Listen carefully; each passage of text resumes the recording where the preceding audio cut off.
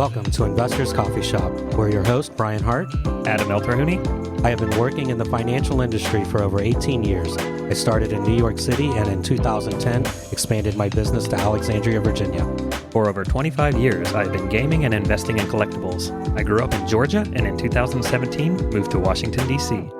Investors Coffee Shop is for people who want to learn more about investing, make better decisions, create new streams of income. In each episode, we will discuss investing in art, wine, collectibles, stocks, bonds, real estate, and anything else that may generate a profit. Join us at Investors Coffee Shop. Welcome back to Investors Coffee Shop. Today we'll be discussing investing in watches. Before we get started, Adam, how was DragonCon? You've been gone for a few months.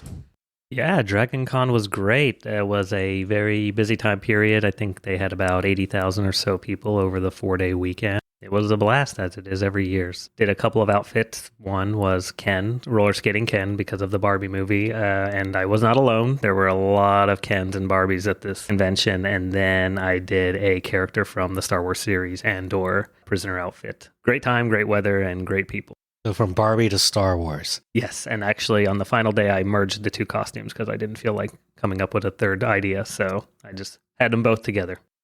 Cosplaying is quite popular, where you dress up as your favorite character at these comic conventions. And there's a lot that goes into actually making those outfits. Did you make those outfits or did you just buy them off the shelf? No, I am one of those, and people can relate that you always have an idea and you're going to get around to it and then you don't. So these were both bought online. And then if you remember, a few months ago, I had purchased a Salvador Dali on eBay, and it was mislabeled as a Picasso. And obviously, when you invest in art, you need to know what you're doing before you do it. And this was an absolute risk. There was no way to know if I was going to get a Picasso or an actual Salvador Dali. So I sent it off, and it was an actual Dali drawing. It was signed by him, and it was one of his more prominent pieces he used to do daily. So he would draw 20 or 30 of these, but it is a hand-drawn Salvador Dali picture that I now own to go with my second Dali in the collection. So I'm happy. Not worth a lot, as much as I thought, because he did thousands of them, supposedly. But it's an original. So going on to this episode, investing in watches can be a great way to diversify your portfolio. But it's important to do your research before making any purchases. Since people have different tastes, there is no right or wrong way when investing in watches. Here are some of the basic things you need to know in advance. Study the watch market. Before investing in watches, it's important to understand the market and how it works. You should research the brands and models that have historically performed well and those that are currently in demand. Consider your budget and investment goals. Watches can range in prices from a few $100s to hundreds of thousands of dollars and even millions. It's important to set a budget and investment goal before making any purchase. Pick the brands with the high resale value. Some brands such as Rolex, Tudor, Omega, Patek Philippe have proven to be good investments overall throughout the years. However, there are no guarantees that these watches are good buys and that these watches will continue to climb in value. It all depends on demand and availability, which can vary over time. Decide where to buy and sell investment-grade watches. It's extremely important to know where you're going to buy these. There's a lot of scams out there.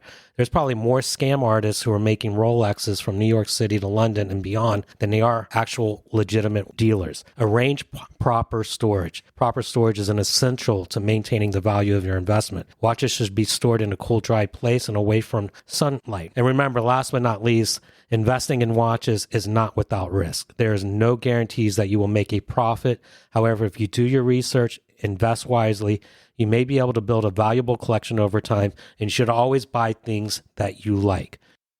The first timepieces to be worn were made early 16th century in German cities of Nuremberg and Augsburg, were traditional in size between clocks and watches. Nuremberg clockmaker Peter Healy is often credited as the inventor of the watch. And some of the oldest watch brands are Blancpain in 1735, Vacheron Constantin 1755, Breguet 1775, Patek Philippe 1839, Piaget 1874, Audemars Piguet, 1875, Bulgaria, 1884, Rolex, 1905.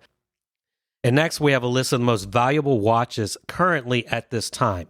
There's the Graf Diamonds Hallucination, just sold for $55 million. The Graf Diamonds The Fascination, $40 million. Patek Philippe Grandmaster Chime, $31 million. Breguet Grande Complication Maria Antoinette, $30 million. That's some big price tags. You think you can buy one of those? It's going to take a while, but I might have to stick with my Swatch.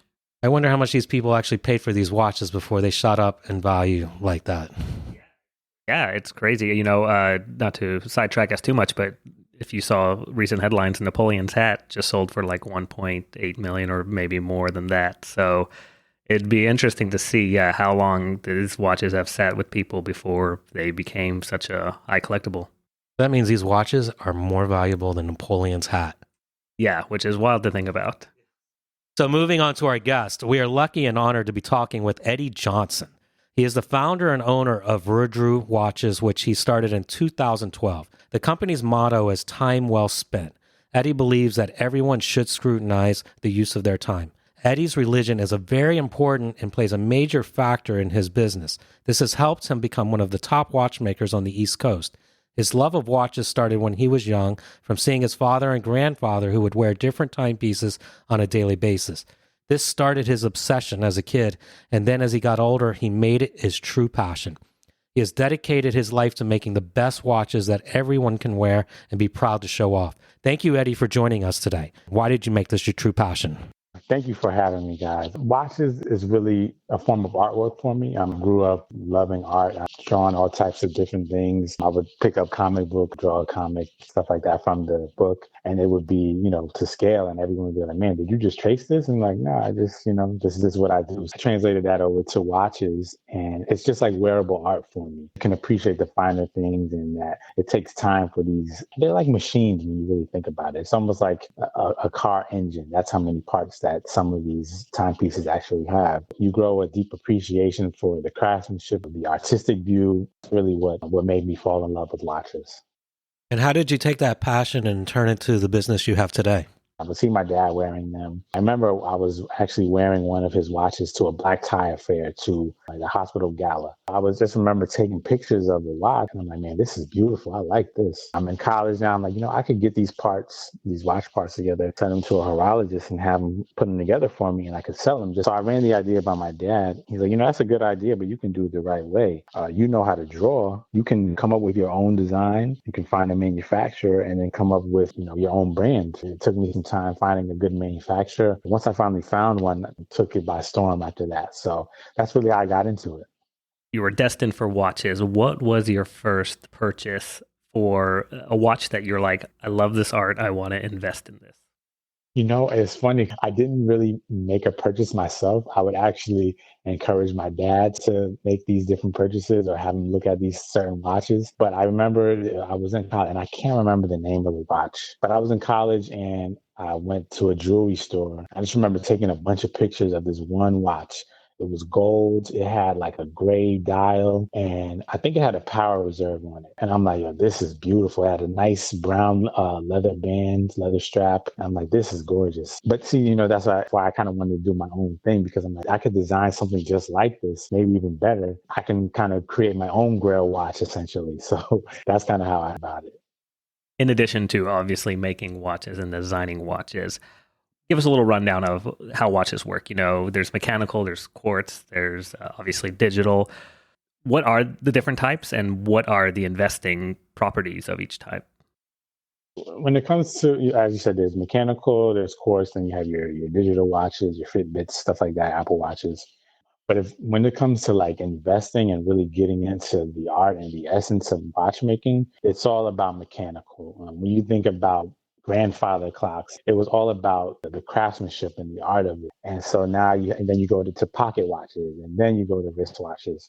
It was really all about, again, just the craftsmanship of everything and how things are made. So when it comes to investing, if you want something that's going to hold its value and more than likely appreciate in value, you're going to go with a mechanical watch. There's some quartz watches that do appreciate, from my opinion and from what I've seen.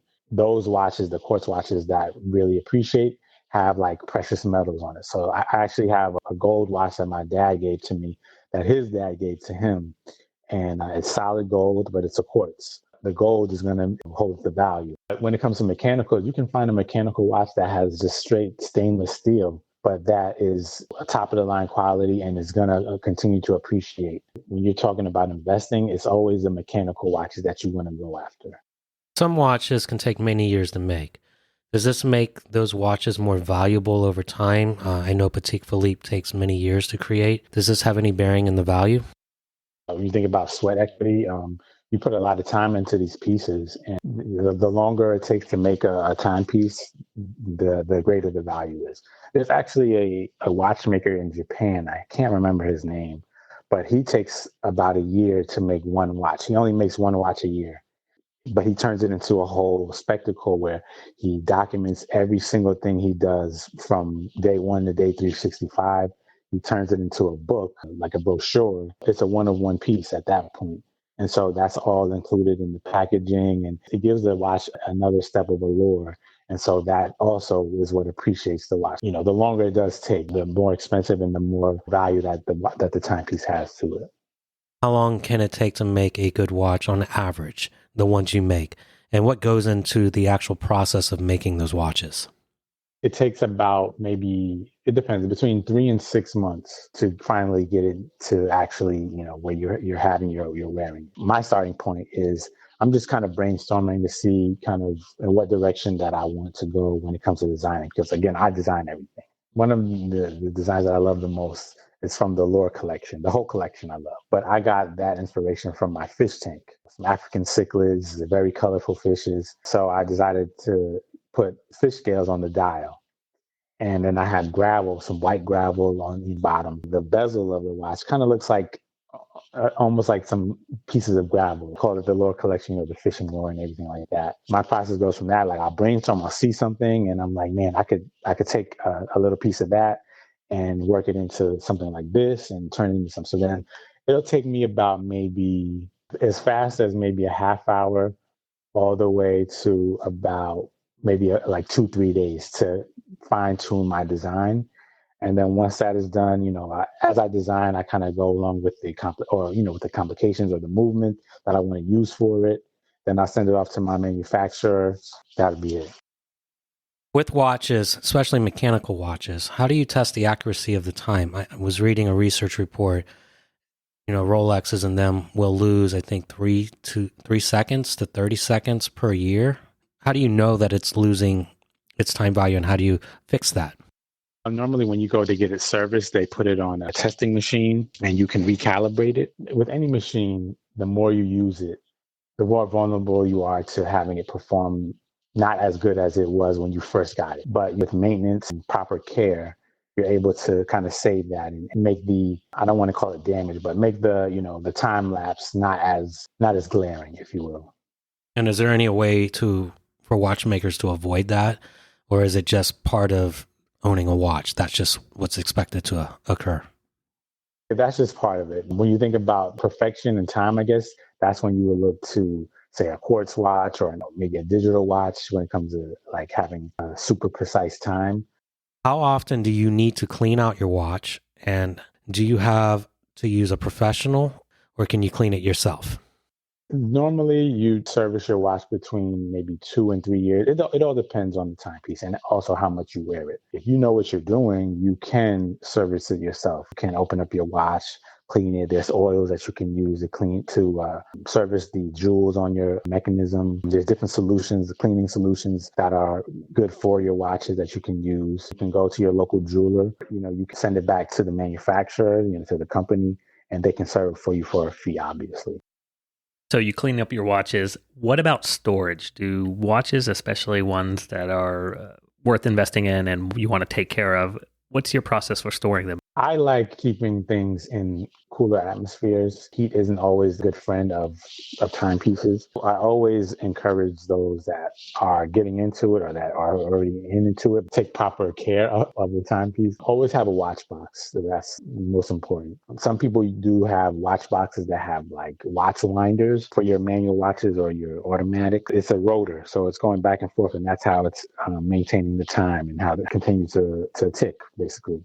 Again, when you overuse a machine, you burn it out. So it's not always good to have watch winders. Maybe if you're preparing to go to dinner or something like that, say tomorrow, and you decide to put it on the watch winder just so it can just pick it up and go. You already set the time. But if you're keeping on it prolonged, like say for a week at a time, or 2-3 weeks at a time, you're just going to burn the watch out. No matter how well built it is, that's what you're going to do, because no one's going to wear a watch for 7 days without any break. You always give your timepieces a break, is what prolongs it. Keep it in the watch box, no watch winders, in my opinion. Keep it in a fairly cool place, not as much sunlight, because you don't want it to deteriorate the materials. Say you do have some aging on your watch, or say, you take your watch out and you drop it, crack the screen, or maybe a dial breaks, and you get that serviced and changed. Is there, now you changed kind of the quality of your investment.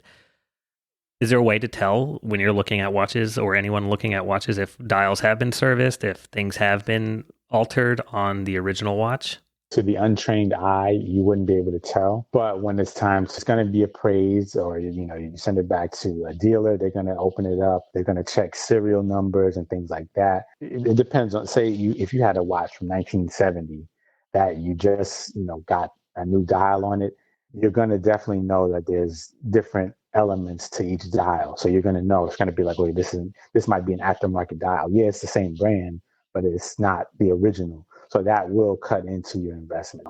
The crystal, I don't know if you got it changed, and say if it cracked or anything like that, you probably wouldn't be able to tell, because everything has to fit perfectly. So the crystal would be exactly like the original crystal.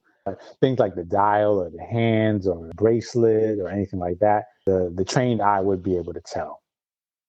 Obviously, over time, people will switch the watch bands. I've done this myself. How does that affect the value of the watch? And do they make, let's say you have a Rolex and you need to replace the band. How does that affect the value? Or does it not affect the value because you're buying it from a Rolex dealer, the watch band? If you're buying it from Rolex, then you're good for the most part. I don't think people would, but again, you do have, like I said, you do have serial numbers. So it might affect it, but not by much. Nowadays, you have a lot of individual watchmakers that are really big on restorations, where they can restore anything like its original condition. It'll look brand new. Other than that, if it's some nicks and stuff like that, you can get those buffered out, and it's the original. It's the same thing. You may have some service records, but it's the original, so it really doesn't matter at that point. Is it better to leave a watch in bad condition, or is it worth it to refurbish it? How will this affect the value? There's something called patina. So like on the dial of an aged watch, it'll have like a nice little, it's almost like a blend where it looks like it's like the original silver, and then it kind of glosses over into like a little darker shade, and then it comes back to the same shade. And that's just from it being an older timepiece with some wear. People actually like that because it shows like, it stands the test of time, and it comes from a respected brand. People will actually pay more money for that. I guess it really depends on you. I'm the type of person, I kind of do like for it to just go, for time to happen to the watch without you touching. You get it serviced and everything like that. But in terms of maybe restoring it and getting it back to its original look, I don't necessarily think that's necessary, because it's an added beauty to an already beautiful piece that once looked like this, but now it looks like this. It's almost like wine, essentially. The more it's aged, the better it is. And I think that's kind of how timepieces work as well. Wine and women, that works really well with. Well, Eddie, so we've talked about kind of the quality of the watch, the pieces that go into it, the craftsmanship, that all affect the value. What other factors affect the value? I mean, earlier we talked about Napoleon's hat, so I assume if a famous person owned the watch, that would affect the value. But what else? Whoever comes on and gives their stamp of approval of it, be it a celebrity. There was a race car driver, I can't think of his name, but his wife gave him a Rolex, and she said, drive slow on it. And just because it was this particular Rolex, it must have been a Daytona. I think it was a Daytona.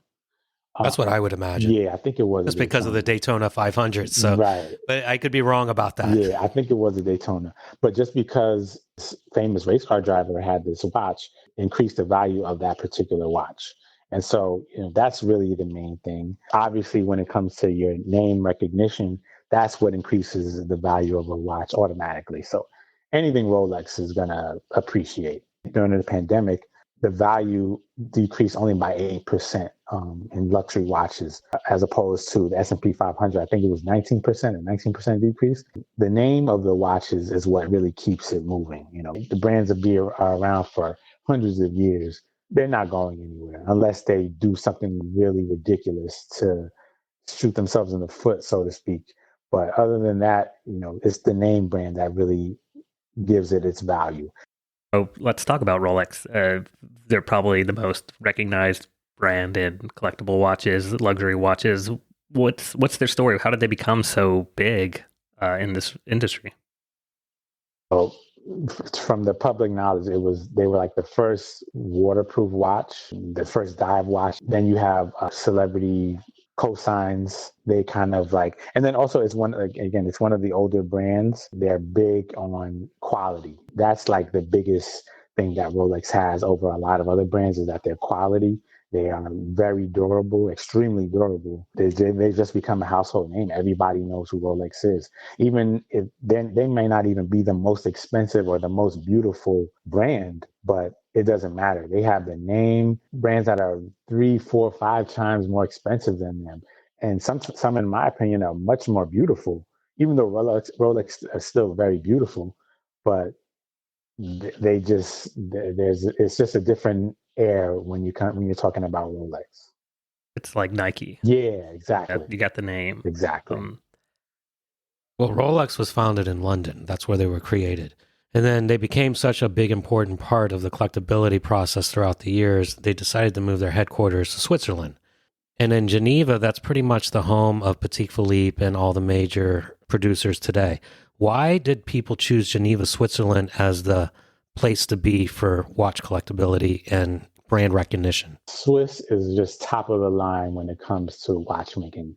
You think of people in lab coats, like that's what they do. They really specialize and really take their time when it comes to manufacturing these mechanisms. So Swiss is just top of the line. You think of like, I don't know, a Rolls Royce, right? That's what Swiss is when it comes to the world of watches.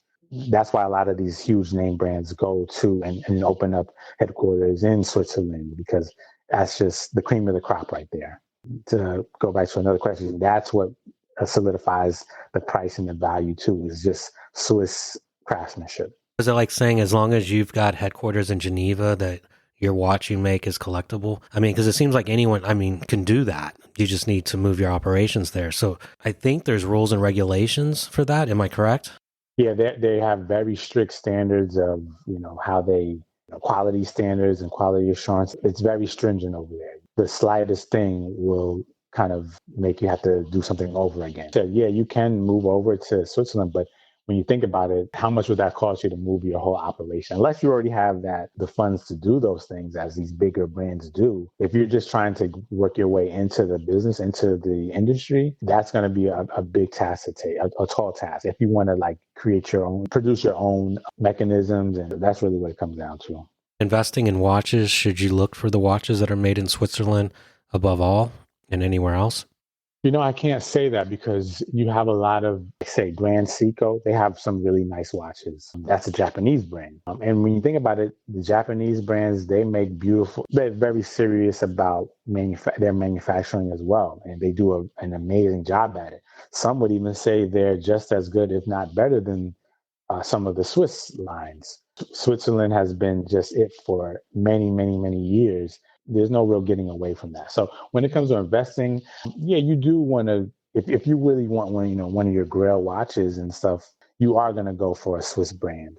But you can't overlook the other brands, the brands that are headquartered in other companies, because they still have great, and their watches do appreciate, but not as much as a Swiss brand. Does the year when a watch was produced have any meaning of the value? Yes and no. It depends on, in a particular year, did they produce less of this particular model, and why or why not? Was there a certain, world event going on that made them do this? So maybe there was a slight difference in all the other models of the same model, but just that were made in different years. Was there a slight change to one of the designs, be it onyxes on the dial markers instead of just a ruby or just a regular marker with Luminox on it, that makes it glow in the dark. So little things like that you have to check for. That's what would bring up a value of a watch. If it's the same exact watch, little things or smaller quantities, different serial numbers or numbers on it that would make it more, worth more or more valuable. Those are the things that would mean being more valuable if it was made in a particular year. I actually want to kind of pull on this thread a little bit, but you talk about the Swiss and the Japanese. As an investor yourself, have you noticed a trend on more, I guess, younger people going for the Japanese quality watches, whereas older people are still sticking with the Swiss? Is there even a noticeable demographic on that, or is it really still everyone's buying whatever the most collectible watch? When it comes to Rolex, everybody love Rolex. Rolex, like I said, Rolex is in a category of its own when it comes to that. But when it comes to other brands, I feel like it is the older demographic that would go for a Swiss as opposed to the younger, I guess be different and think a little bit more outside the box. The older generation that likes different things. So you have like IWC, brands like that, Vacheron Constantine, that they will go for because it's just so different, but it is very, very luxurious and beautiful. Yeah, no, definitely. And so it makes me think, okay, we have Rolex. We know there's a gray black market with Rolex. I can walk down the street and someone will offer me some Rolexes for sale. What has that done to affect the collectability of them? But also, has that created its own collector's market in that sense? I would say, yeah, it definitely has created its own market because some people just go for aftermarket things, not aftermarket, but it's a gray market things because maybe it's been in the hands of someone notable. They just kind of like that atmosphere better than just going to the store. Maybe they'll just go to a dealer that they can negotiate. I think I would say that it is kind of like its own space, its own market in a way. Yeah. What are your thoughts on that? Do you are fine with this kind of gray black market of collecting, or do you feel like it kind of not just tarnishes Rolex's brand, but like really kind of tarnishes collectors in general? When it comes to that, you have to worry about knockoffs. But again, a lot of brands are very strategic in how they number their pieces, their serial numbers, their papers, and everything like that that comes with it that are certified. And you can get those appraised and see if it's actually a real thing, or if it's actually an authentic piece. I think it's good and bad. The bad being that part of it, you have to worry about knockoffs, but it's good because it changes hands more. And as an investment piece, it allows for a lot of people to make some good money off of it. I think it's good and bad. What brands and models would you consider a good place for people who are entering this industry and want to invest in watches? Which ones would you say are the safest bets? The safest bets, I would say, entering, maybe your tutors. For those that may not be privy to it, Rolex actually owns Tudor. If you look at their styles, they're very similar, and that's because Rolex owns Tudor. So Tudor, I would say that's probably a really good entry level piece. Breitlings are good, depending on which model you get, but Breitlings are really nice. I like Grand Seiko a lot, even though it's not a Swiss brand, but it's still very respected in the luxury watch world. I'm looking at a magazine and I see Daniel Craig wearing a special watch for whatever brand he's promoting. Is that a watch I want to invest in, or is that more of just a watch to wear? That might be the watch to wear. The watch to invest in might not be really pushed like that. He might be wearing just a new, it's almost like I'm just throwing this out there so you can pay attention. Like, okay, this is nice. What else do you have? And then you see that real big piece that they are really pushing. Yeah, this is just to kind of get the attention of the consumer, to kind of make them see, what else is there. So where would I go then? Say I want to start investing in watches and seeing the watches that I don't see in the magazines. What's my route? So I would say try to find someone that is knowledgeable in watches. There's one person in particular on YouTube that I like his point of view because he's actually worked for a lot of these huge brands. YouTube page is called Federico Talks Watches, and he is very non-biased on his his opinions, and he really gives like good points on what to do, what watches to go after. And I think his name is Teddy Baldassari, and I think he is affiliated either with Holdinky or someone else. But he's great too. He does a lot of, I think he has a blog. He talks a lot to some different people, people in the in the industry.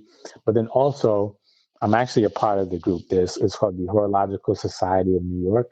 That's one of the biggest watchmaking guilds in the world. Actually, they have many speakers from all of these any top brand that you can think of. Sometimes they have them come and do lectures and speeches and things like that. They kind of talk to you more about the watches, the history of the brand, histories of watchmaking in general.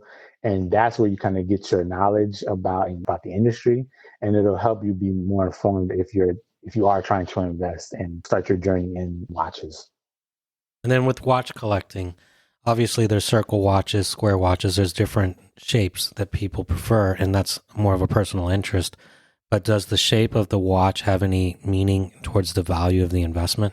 It can. People like unique. Sometimes the more unique something looks, the more value it tends to have, or the more attention it tends to get. For the most part, no, because the Rolex, the Submariner, and the GMTs, those are your average circle round watch, but many people love them. The shape doesn't always have to, have anything to do with the value. It can, but it doesn't necessarily have to. And if a watch is covered in diamonds or gold, does this actually create a bigger demand for that? Or is that more of a marketing ploy for that watch? That's a marketing ploy to a certain demographic, but it doesn't hold it because it's hard to resell those. Maybe as dot markers or maybe a few on the bezel. When you see a lot of the entertainers, they have a lot of these watches with diamonds all over. It's almost hard to tell the time. That loses its value because you can't resell that. It's nice, it's beautiful aesthetically, but when it comes to as an investment, you lose out on it. Yeah, and then watches that are made for men versus women. Is there a big difference when investing? Should you invest in both genders, or is it men watches predominantly increase more in value? Yes and no. Women tend to wear men's watches more than they do women's watches. You do have certain brands like Michelle that is very popular among the women. But for the most part, women do wear men's watches. I think men's watches would be seen as more valuable unless it's like a woman's watch that was worn by Marie Antoinette or someone like that. But other than that, it's definitely men's. What is a better investment, buying watches that are new or used, and how will this affect the price? As an example, from buying new, take a Rolex Daytona, for example, which has an MSRP of about $13,150 today, but sells on the secondary market for close to $40,000. So obviously buying a Daytona as retail is a lot harder and not as easy as said because they sell out so fast. But that's a brand new watch. So would you say buying something new is worth more and has a bigger possibility of an upside versus buying something that's been around that is used? Yes and no, because if you're buying it new and it was just manufactured, you can make a great return on your investment. However, if it's a used one from a certain year where they stop using a certain thing maybe in the mechanism or they change something slightly on the design, you can make a lot more that way. Over time, because it's the value on the timepiece increases. I think it was almost 69% every decade. If you do happen to buy a brand new watch in a decade, you can see a great return on that. So it really depends because you're still making good return on your investment, but you might be able to make more on the gray market. With buying a used one and going to a dealer and they're checking like, oh yeah, this was made in 1987, and this is why they made it this way and things like that. Maybe there's some different materials that they use in 87 versus 2023 that makes it more valuable. So there's a lot of things that go into it. And what's required in new watches for them to be considered investable watches? Is it marketing is a big part of it? The scarcity. What about new watches that can cause it to go from 13,000 to 40,000 in the secondary market? Yeah, I would say the marketing of it, the scarcity of it, also the celebrity stamps on it, things like that. Really is what would cause it to appreciate and to go up.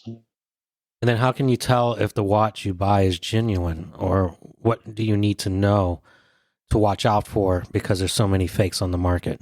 A lot of times it's about having the papers that come along with it. That would kind of show the authenticity of it. But I feel like I have heard of people making fake papers.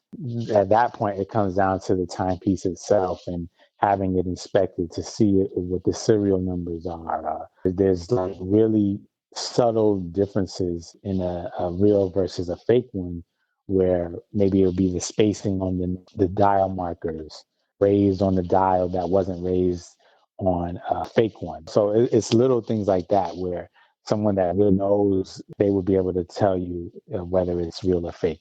Yeah, that makes sense. So going back to that, besides buying directly from the manufacturer or the watch brand, you mentioned Hodinkee. That seems like a watch selling site. Is that a trusted source as well? Are there sites like that, and how do they kind of affect the market? I think they help the market. This is a trusted company. A lot of these brands decide to advertise with these companies, and they pay really good money for it. So I think it helps a lot because as a business person, you want people to know that your word is good and you're only going for the real deal. They have to make sure that their name is clear at all times. We're speaking of Hodinkee and these types of brands. So they're only going to go for the best. They're only going to go for authenticity. So you can actually trust them that they would give you something authentic, something that is worth the money and worth the investment. Yeah, that makes sense. So I assume you own every Verdure watch, or am I saying that right? Sorry. Yeah. You said it right. Okay, Yeah. okay, Verdure watch. So I assume you own all your models. In addition to those, what is your Grail watch? Anything Vacheron Constantine. That is, I actually was at a show one time. There's this woman that was looking at my brand. She kind of said that, you really resemble them. And that was like the biggest compliment I think I ever received because I just really appreciated that. And so Vacheron Constantine is definitely my favorite brand. Anything that they make, I would pick up. And does the stock market does that play a role in the value of the watches? Obviously, if the stock market goes down, do watches go down? Or is the stock market up, the value of watches go up because people feel good about how much money they have? Is there any resemblance between the two? No, actually, the luxury market, the luxury watch market is in a league of its own. It always keeps its value. You might lose a couple points in maybe times of turmoil, say like pandemic times. For the most part, it keeps its value. That's like the most constant investment, really. The stock market it definitely fluctuates, but timepieces don't really fluctuate that much. So it has nothing to do with each other. When the COVID pandemic hit, a lot of collectibles prices shot up in value, especially comic books, collectible cards, and almost anything because people were stuck at home. So they were just trying to find ways to spend money. How did this affect the watch market? It helped it. A lot of people were paying ridiculous amounts of money for timepieces that maybe 6 months earlier, it was maybe $15,000 less. It depends on your viewpoint of it, whether it helped or hurt. If you're trying to buy one of your Grail watches in the pandemic times, you may have saved up $15,000, and now it is $27,000. So it's like, okay, that didn't help me out, but to the investor, it really benefited them because they were able to walk away with a nice penny from selling something around. And with the Apple iWatch and Fitbits that have come to the market, do you feel that this is going to have an impact in the future as more and more people wear digital watches? How do you think this will affect the collectability in watches?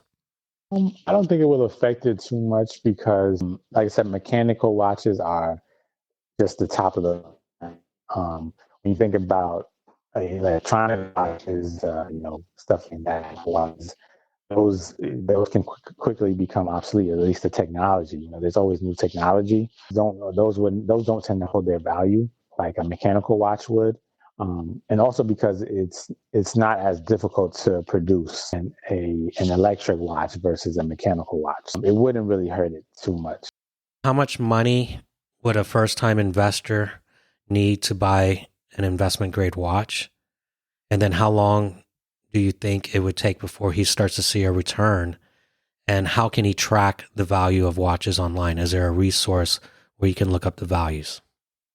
Initially, you would probably want to save around 5 to 7 thousand before you enter the world of watches and get your first luxury watch. How long would it take to see a return on your investment? It varies. It depends on the particular watch that you purchased. You could see something fairly quickly, maybe within the next 2 to 5 years. Maybe you could see a good return, maybe even sooner than that. But it all depends on the time, the timing of every. Like again, like if it's a pandemic time, let's say you bought a watch, your entry level at 5,000, and then the pandemic hits, and then you just see the prices skyrocket for that watch. So you can make a great investment in a year, maybe less, maybe 6 months. I think time is everything. And the longer you hold on to a certain watch that you know is popular, you'll definitely see a greater return. In terms of keeping track of the value of it, you would just have to look at some certain forums. There's people the collectors that are always talking about timepieces, about how much they're looking to spend. They want a certain watch. Maybe this has just been a watch that they've had their eye on. They just never been able to pull the trigger, and now they want to do it. They can do it. That, or you look at the company page. Maybe that certain watch has increased in price on the page, and so you can kind of keep track of it like that. And then with expensive comic books and art like Picasso's and high-end luxury good items, they've created marketplaces where you can have fractional ownership. Is there anything like that to buy a Patek Philippe or one of these high-end luxury watches where you can own a part of that watch?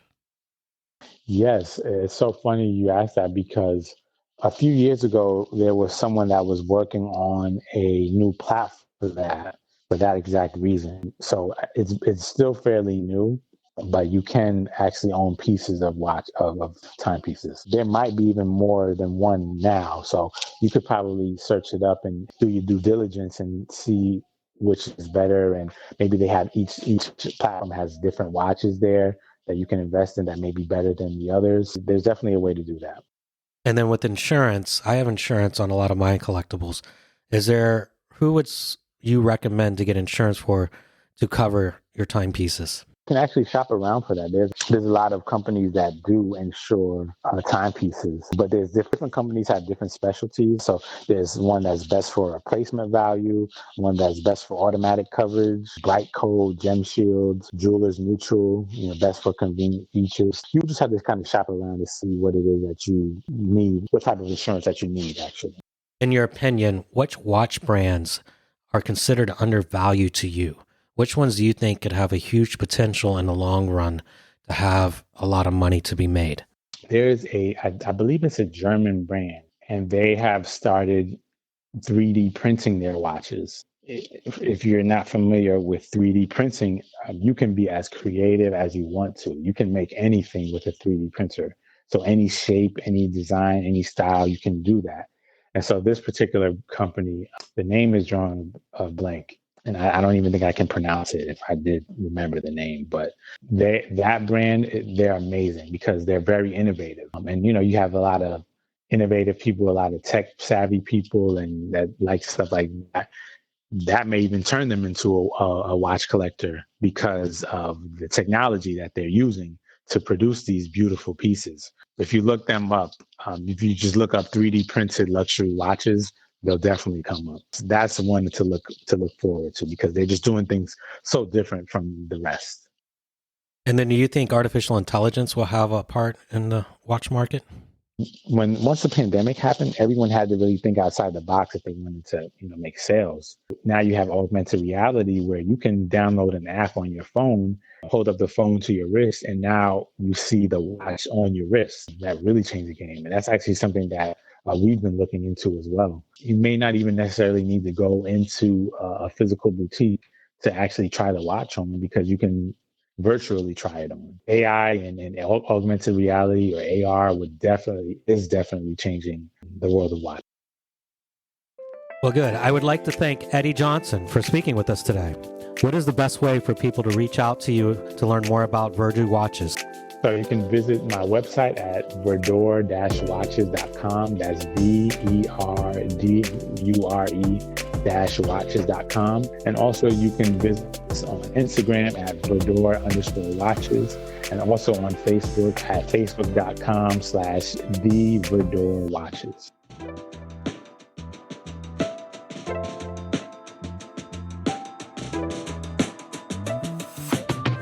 Thank you for listening. If you enjoyed this episode, hit subscribe, like, and leave us a review. Don't forget to follow us on Facebook, Instagram, LinkedIn, and Twitter. We will see you next time at Investors Coffee Shop.